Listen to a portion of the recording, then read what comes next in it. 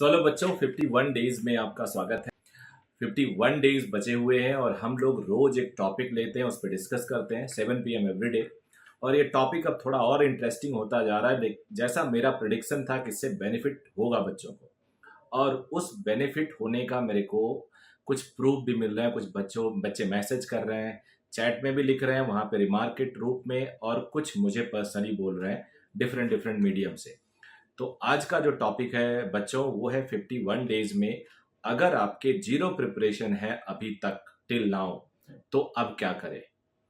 ये क्वेश्चन मैं ऐसे नहीं बोल रहा हूं, और ये जेन्युइनली मुझे लगता है लाखों बच्चों के हैं ये क्वेश्चन। और मुझे पर्सनली एक आध स्टूडेंट ने बोला भी है, मैं उनका नाम नहीं डिस्क्लोज करूंगा, बट एक आध स्टूडेंट ने ये ओपनली बोला है, और प्राइवेटली कई बार सारे बच्चों ने मेरे को बोला है कि अगर आपके जीरो प्रिपरेशन है तो क्या करें।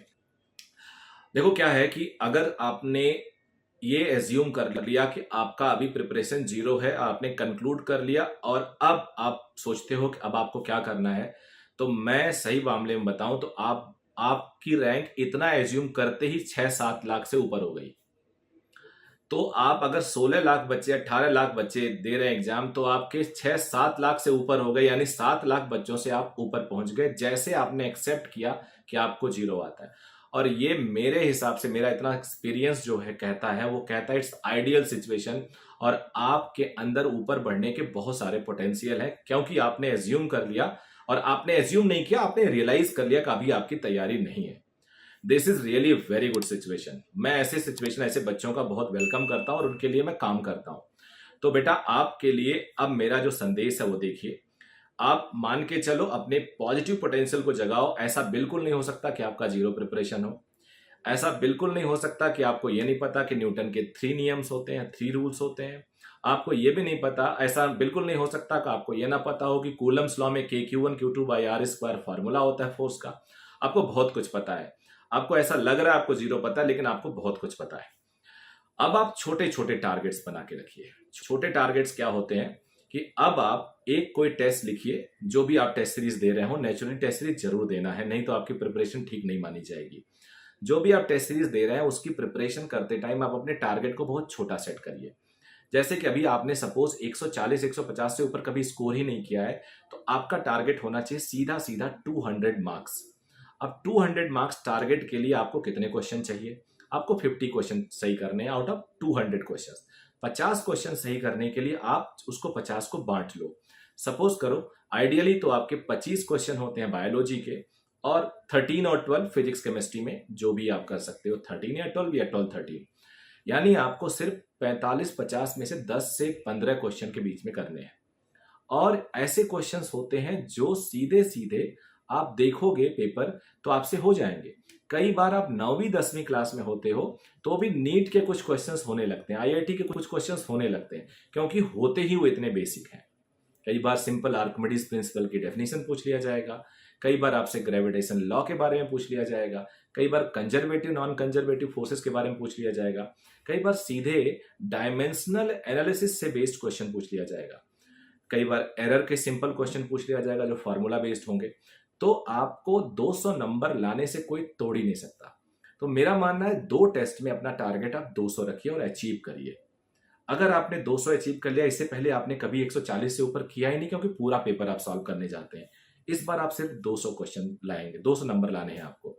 40-50 क्वेश्चन के बाद भी देखिए, अगर कुछ आपको एकदम जेन्युइन लगता है तो करिए। ऐसा नहीं कि 200 करके पेन तोड़ दिया, कोई आपने कोई एक सजा नहीं सुना दी कि उसके बाद पेन तोड़ दिया फांसी कर देने के बाद। आप आगे बढ़िए जितना हो सके, लेकिन ये टारगेट 200 का होगा और ये अचीव करोगे, मैं गारंटी देता हूं आपको। 2 टेस्ट इसको कंसिस्टेंट रखिए, फिर अगले 2 टेस्ट में आप 250 का टारगेट रख दीजिए। और 250 टेस्ट के टारगेट को अचीव करने के लिए, जैसे आपने 200 किया वैसे 250 करने के लिए आप प्लान करिए। और आप देखेंगे, मैं बता रहा हूं आपको, आप बिलीव करिए अपने ऊपर, आपको 250 मिलेंगे एकदम। जो चाहा वो मिल गया यहाँ पे। तो 250 मार्क्स आप अचीव कर लोगे। फिर उसके बाद 250 मार्क्स अचीव करने के बाद 2 वीक अपना टारगेट रख दीजिए 300। शुरू में 300 तक जाने के लिए आप 50-50 का जंप कर सकते हैं, बाद में आपको ये जंप थोड़ा नीचा करना पड़ेगा। कुल मिला के 1.5 महीने में आपके पास कितने हफ्ते होंगे?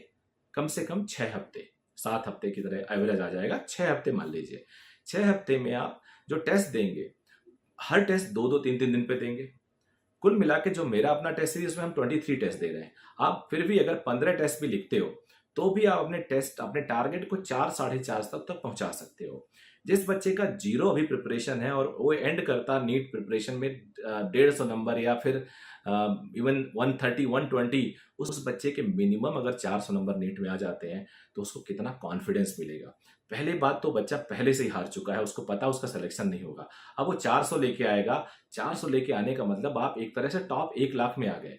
यानी 18 लाख बच्चों में आप 1 लाख में आ गए। 17 लाख को आपने पीछे कर दिया, 16 लाख को आपने पीछे कर दिया। आपका कॉन्फिडेंस देखिए कहाँ जाएगा। ये तो मैं मिनिमम बता रहा हूँ। मिनिमम का मतलब होता है इतना अचीव करेंगे ही करेंगे, और maximum sky is the limit. Sky is the limit here, 720 is the limit. हाँ, ये बात एकदम सही है। फेक और झूठा आश्वासन और को मोटिवेशन नहीं दूंगा कि आपका जीरो प्रिपरेशन है और you will be fighting for 710 700। ये पॉसिबल नहीं है लगभग लगभग। And please don't mind those who are making some pseudo motivation. ऐसा रियलिटी में नहीं होता। लेकिन हाँ, you may reach close to your selection. Some SC/ST may get the selection. Some PWD may get the good college. Some OBC also may get selection. और general के लिए भी आप क्लोज पहुंच सकते हो, और अगर सब कुछ सही रहा तो you may touch the selection marks. So this is all about message. अब बाकी लोग इस मैसेज को कैसे रिलेट करेंगे? जो 500 हैं वो इसी तरह से प्लान करके आप आगे बढ़ेंगे, छोटे छोटे टारगेट्स बना के। जो 400 हैं, छोटे छोटे टारगेट्स बना के आगे बढ़ेंगे, और इस तरह से आप अपने टारगेट को अचीव कर पाओगे, ऐसा मुझे उम्मीद है। So all the very best. Thank you very much. Video पसंद आए तो लाइक जरूर करना, चैनल जरूर सब्सक्राइब कर लेना। Thank you very much.